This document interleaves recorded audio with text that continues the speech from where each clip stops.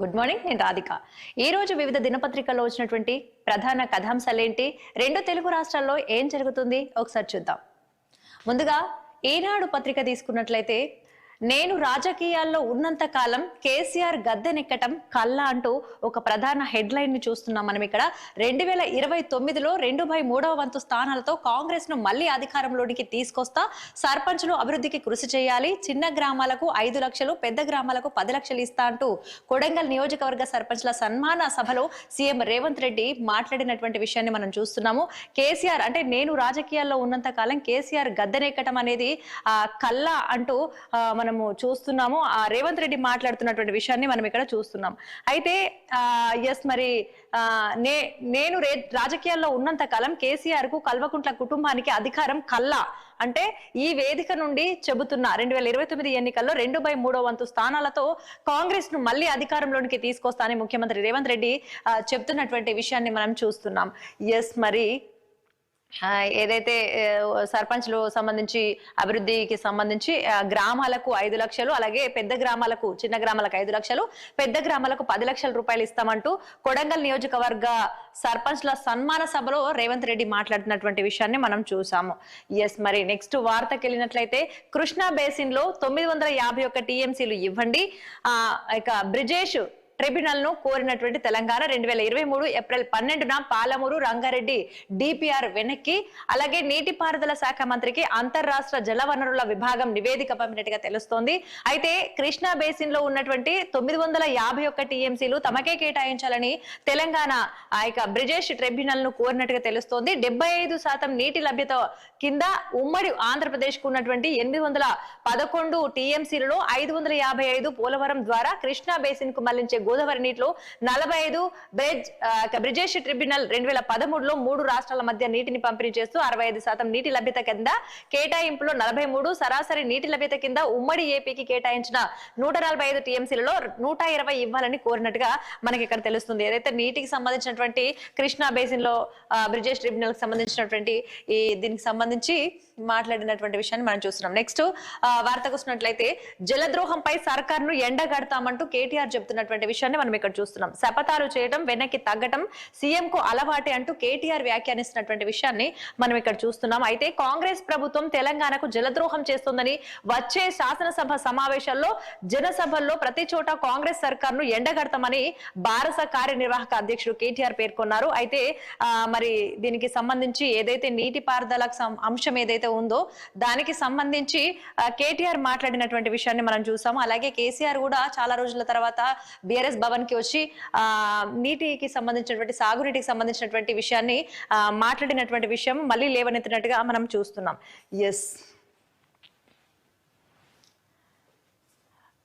Yes మరి next ఈ రోజు ఈనాడు పేపర్ లో ఉన్నటువంటి వార్తా కథనాలని మనం చూసాము. నెక్స్ట్ వెలుగు పేపర్ లో ఎలాంటి ప్రధాన అంశాలు ఉన్నాయి ఒకసారి చూద్దాం. కనీసం ఎయిర్ ప్యూరిఫైయర్లపై జిఎస్టీ తగ్గించలేరా, స్వచ్ఛమైన గాలి ఎలాగూ అందించలేరంటూ ఢిల్లీ హైకోర్టు ఫైర్ అయినట్టుగా తెలుస్తోంది. వెలుగు పేపర్ లో ఉన్నటువంటి ప్రధాన అంశాలను మనం చూస్తున్నాము. కనీసం ఎయిర్ ప్యూరిఫైయర్లకైనా జిఎస్టీ తగ్గించండి అంటే, ఎలాగూ స్వచ్ఛమైన గాలిని మనం అందించలేకపోతున్నాం కాబట్టి వీటికైనా జిఎస్టీ తగ్గించండి, వీటిని యూజ్ చేసుకుంటారు జనం అనేసి కోణంలో మాట్లాడుతున్నటువంటి విషయం మనం చూస్తున్నాం. 2 రోజుల్లోగా వివరణ ఇవ్వాలని కేంద్రానికి నోటీసులు పంపించారు. అలాగే జిఎస్టీ తగ్గింపును పరిశీలించాలని కౌన్సిల్ కు సూచించారు. జిఎస్టీ ఏదైతే ఉందో అది తగ్గించాలని కౌన్సిల్ కి సూచించినట్లుగా మనం ఇక్కడ చూస్తున్నాము.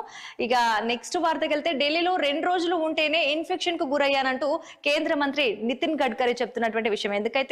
ఎందుకంటే ఢిల్లీలో ఉన్నటువంటి వాతావరణం కాలుష్యం సంబంధించినటువంటి దానికి సంబంధించి నేను 2 రోజులు అక్కడ ఉంటేనే ఇన్ఫెక్షన్ కి గురయ్యానంటూ కేంద్ర మంత్రి గడ్కరీ చెప్తున్నటువంటి విషయాన్ని మనం ఇక్కడ చూస్తున్నాము. నెక్స్ట్ వార్తకి వెళ్ళినట్లయితే ఇక్కడ మనం చూడొచ్చు, తోలు తీస్తావా చీరి చింతకు కడతాం అంటూ ఒక ప్రధాన హెడ్లైన్ ని మనం ఇక్కడ చూస్తున్నాము. నేను రాజకీయాల్లో ఉన్నంత కాలం నిన్ను నీ పార్టీని అధికారంలోనికి రానివ్వ, ఇదే నా శపథం, కేసీఆర్ కు సీఎం రేవంత్ రెడ్డి హెచ్చరిస్తున్నటువంటి విషయాన్ని మనం చూస్తున్నాము. అయితే మొన్న మనం ఇప్పటి వరకు మనం చెప్పుకున్నాము, ఏదైతే బీఆర్ఎస్ భవన్ కి వచ్చి కేసీఆర్ చాలా కాలం తర్వాత సాగునీటికి సంబంధించినటువంటి విషయాన్ని తెలంగాణ అన్యాయం అయిపోతుంది, ఆంధ్రాకి వెళ్ళిపోతున్నాయి వాటంతా, ఈ తెలంగాణ సర్కార్ ఏం చేస్తుంది అనేటువంటి కోణంలో ఇప్పుడున్నటువంటి రేవంత్ సర్కార్ పై కేసీఆర్ ప్రభుత్వము మంట ఏమంటారు కొంచెం నిప్పులు చెరిగినట్టుగా కనిపించింది. కాబట్టి దానికి సంబంధించి నిప్పులు చెరిగిన విషయానికి ఇప్పుడు రేవంత్ రెడ్డి కౌంటర్ ఇచ్చినట్టుగా కనిపిస్తుంది మనకి. ఇదే నా శపథం, కేసీఆర్ కు సీఎం రేవంత్ రెడ్డి హెచ్చరిస్తున్నట్టు విషయాన్ని చూస్తున్నాము.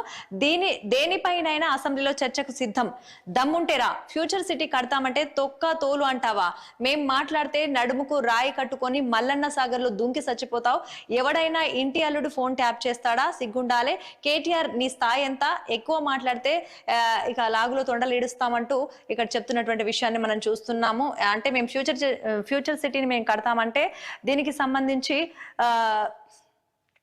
ఫ్యూచర్ సిటీని మనం కడతామంటే మీరు ఇలా ఎందుకు మాట్లాడుతున్నారు తొక్క తోలు అంటూ అని చెప్పేసి రేవంత్ రెడ్డి మాట్లాడుతున్నటువంటి విషయాన్ని మనం చూస్తున్నాం. అలాగే కేటీఆర్ నీ స్థాయి ఎంత, నువ్వు ఎక్కువ మాట్లాడితే మంచిగా ఉండదు అంటూ వ్యాఖ్యానిస్తున్నటువంటి విషయం. అయితే 2029లోను రాష్ట్రంలో వచ్చేది కాంగ్రెస్ ప్రభుత్వమే అని ధీమా వ్యక్తం చేసినట్టుగా తెలుస్తుంది రేవంత్ రెడ్డి. అలాగే ఇక వచ్చే అకాడమిక్ ఇయర్ నుండి అన్ని సర్కారు స్కూళ్లలో బ్రేక్ఫాస్ట్, మిడ్ డే మీల్స్ అమలు చేస్తామని ప్రకటించినట్టుగా తెలుస్తోంది. అయితే సర్కారు బళ్లలో బ్రేక్ఫాస్ట్ అలాగే మిడ్ డే మీల్స్ కూడా చేస్తాము అని చెప్పేసి అమలు చేస్తామంటూ ప్రకటించినట్టుగా తెలుస్తుంది. ఇక కోస్గిలో సర్పంచ్లు, ఉప సర్పంచ్లు, వార్డు మెంబర్లకు సన్మానం చేసేటువంటి కార్యక్రమంలో పాల్గొన్నట్టుగా మనం తెలుస్తుంది. ఆ కార్యక్రమం మనం ఇక్కడ చూస్తున్నాం. మరి నెక్స్ట్ వార్తకి వెళ్ళినట్లయితే, పండగ వచ్చిందంటే ఆఫీసులు ఖాళీ అంటూ ఒక ప్రధాన వార్తను మనం ఇక్కడ చూస్తున్నాం. అయితే సెలవుకు ముందు తర్వాతి రోజు లీవ్ పెడుతున్న ఆఫీసర్లు సెక్రటేరియట్ మొదలు పెట్టుకుంటే మండల ఆఫీసులు కనుక ఇదే తీరు, వీకెండ్ లోను అంతే. శనివారం మధ్యాహ్నం అయిందంటే జంపు, పని దినాల్లోనూ 12 గంటలకు వచ్చుడు, అయితే 4 గంటలకే పోవుడు, సమస్యలు చెప్పుకునేందుకు వస్తున్న జనాలకు తప్పని తిప్పలంటూ ఇక్కడ మనం చూస్తున్నాం. పండగ వచ్చిందంటే ఆఫీసులన్నీ ఖాళీగా కనపడుతున్నాయి. అయితే సెలవుకి ముందు రోజు కూడా ఒక రోజు లీవ్ పెడుతున్నట్టుగా కనిపిస్తుంది. ఈ వైనాన్ని మనం సెక్రటేరియట్ నుంచి మొదలు పెట్టుకుంటే ఇక నార్మల్ అన్ని ఆఫీసుల వరకు కూడా ఇదే తీరు కనపడుతున్నట్టుగా తెలుస్తుంది. అయితే జనాలు ఎవరైతే ఉన్నారో వాళ్ళు ఇక్కట్లు చెప్పుకోవడానికి వచ్చినప్పుడు వాళ్ళు ఇబ్బందులు పడుతున్నట్టుగా తెలుస్తుంది. అయితే పని దినాల్లో కూడా 12 గంటలకు వస్తున్నారు, ఆ తర్వాత 4 గంటలకే వెళ్ళిపోతున్నారంటూ ఇక్కడ ఒక వార్తను మనం చూస్తున్నాం. పండుగ వచ్చిందంటే చాలు రాష్ట్రంలోని ప్రభుత్వ కార్యాలయాలు ఖాళీగా కనిపిస్తున్నాయి. పండుగకు ముందు తర్వాత రోజు అధికారులు, సిబ్బంది సెలవు పెట్టి వెళ్తున్నారు. పండుగ సెలవు ఒక్క రోజే ఉన్నప్పటికీ ఆఫీసులు మాత్రం 2-3 రోజుల పాటుగా ఖాళీగా దర్శనమిస్తున్నాయంటూ మనకు వార్త చూస్తున్నాం. ఇవి సెక్రటేరియట్ నుంచి మొదలు పెట్టుకుంటే మండల ఆఫీసుల దానిక కూడా ఇదే పరిస్థితి ఉన్నదనేసి ఇక్కడ మనం చూస్తున్నాం. నెక్స్ట్ వార్తకి వెళ్ళినట్లయితే, నేను కాంగ్రెస్ ఎమ్మెల్యేనే అంటూ దానం నాగేందర్ చెప్తున్నటువంటి విషయాన్ని ఇక్కడ మనము ఒక ప్రధాన హెడ్లైన్ గా చూస్తున్నాము. అయితే ఫిరాయింపుల ఎమ్మెల్యేలు ఎవరో, ఏ పార్టీలో ఉన్నారో తెలియదని కామెంట్ చేశారు. అయితే ఫిరాయింపుల కేసు విచారణ నేపథ్యంలో దానం వ్యాఖ్యలపై చర్చ సాగుతోంది. అయితే ఆయన రాజీనామా చేస్తారని, ఖైరతాబాద్ కు ఉప ఎన్నిక ఖాయమని ప్రచారం అవుతోంది. అయితే ఆయన ఎలాగూ ఏదైతే ఫిరాయింపుల ఎమ్మెల్యేలకు సంబంధించినటువంటి హైకోర్టులో పిటిషన్ వేశారో దానికి సంబంధించినటువంటి వార్త. అయితే అందరూ కూడా సమాధానం చెప్పారు దానికి, కానీ దానం నాగేందర్ మాత్రం ఎలాంటి రియాక్ట్ అవ్వలేదు. దానికి సంబంధించి ఫిరాయింపుల ఎమ్మెల్యేలు ఎవరో, ఏ పార్టీలో ఉన్నారో తెలియదని కామెంట్ చేశారు. ఫిరాయింపుల కేసు విచారణ నేపథ్యంలో దానం వ్యాఖ్యలపై చర్చ సాగుతోంది. రాజీనామా చేస్తారు, ఇంకా ఉప ఎన్నిక అనేది ఖాయం అని చెప్పేసి మాట్లాడుతున్న వైనం చూస్తున్నాం. అయితే నేను మాత్రం కాంగ్రెస్ లోనే ఉన్నానంటూ దానం నాగేందర్ చెప్తున్నటువంటి విషయాలు. మరి నెక్స్ట్ వార్తకి వెళ్తే, రాష్ట్ర వ్యాప్తంగా 17 లక్షల ఇందిరమ్మ ఇండ్లు కడతాము, త్వరలో పింఛన్ల పెంపు చేస్తాము, ఈ అంశంపై సీఎంతో చర్చించామని అని మంత్రి వివేక్ వెంకటస్వామి చెప్తున్నటువంటి విషయాన్ని మనం ఇక్కడ చూస్తున్నాము. ఫోటోలో కూడా ప్రజా సంక్షేమమే ధ్యేయంగా రాష్ట్ర ప్రభుత్వం పనిచేస్తోంది. చేగుంటలో డిగ్రీ కాలేజీ మంజూరు చేయిస్తానని హామీ ఇచ్చారు. ఇక చేగుంట నార్సింగిలో కళ్యాణ లక్ష్మి, షాదీ ముబారక్ చెక్కులు పంపిణీ చేస్తున్నటువంటి ఫోటోను కూడా ఇక్కడ చూస్తున్నాం. అయితే రాష్ట్ర వ్యాప్తంగా 17 లక్షల ఇందిరమ్మ ఇళ్లు కడతాము. ఈ విషయానికి సంబంధించి ఇంకా నెక్స్ట్ పింఛన్లు కూడా త్వరలోనే పెంపు చేస్తామంటూ, ఈ విషయానికి సంబంధించి సీఎంతో మాట్లాడామంటూ వివేక్ వెంకటస్వామి చెప్తున్నటువంటి విషయాన్ని ఇక్కడ మనం వార్తా కథనంలో చూస్తున్నాం. ఎస్, మరి నెక్స్ట్ వార్తకి వెళ్తే మేడారానికి సంబంధించినటువంటి వార్త చూస్తున్నాము. ఇప్పుడు జనవరిలో స్టార్ట్ అయ్యబోయేటువంటి అతిపెద్ద పండగ మనం చెప్పుకోవచ్చు, గిరిజన సాంప్రదాయ పండగ చెప్పుకోవచ్చు. దీనికి సంబంధించి ప్రభుత్వం 251 కోట్లతో అభివృద్ధి పనులు అనేది చేపట్టింది. అవి కంప్లీట్ అయ్యేటువంటి దగ్గరికి కూడా వచ్చేసింది. అలాగే మేడారం గద్దెపై ఆచారాల ప్రకారం పూజలు నిర్వహించిన దబ్బగట్ల పెనక వంశీయులు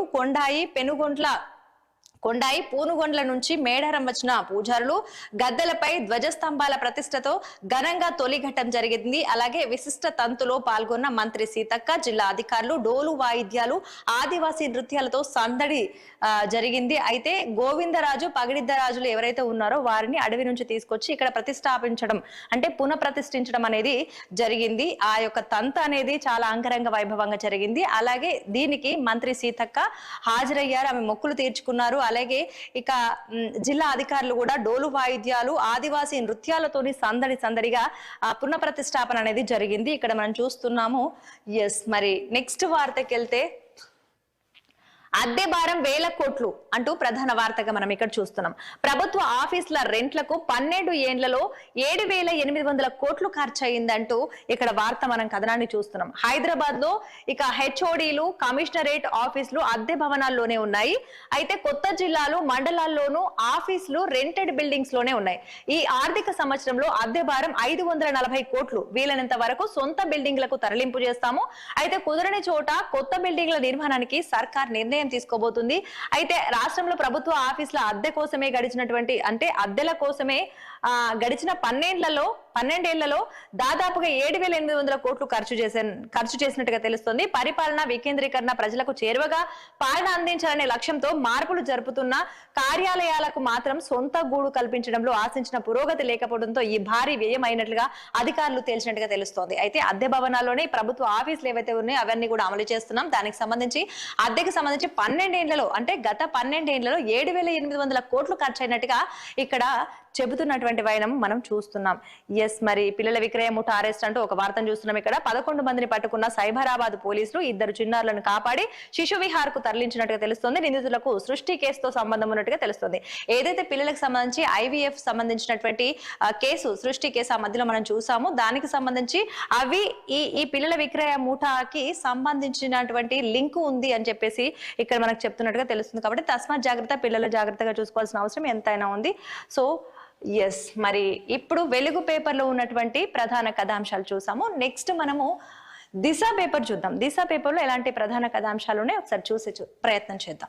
ఎస్, మరి కేసీఆర్ రాసి పెట్టుకో నీ కుటుంబాన్ని అధికారంలోనికి రానివ్వరు, ఇదే నా శపథం అంటూ మళ్ళీ రేవంత్ రెడ్డి గారు చేసినటువంటి వ్యాఖ్యలు ఇప్పటి వరకు మనం మాట్లాడుకున్నాము.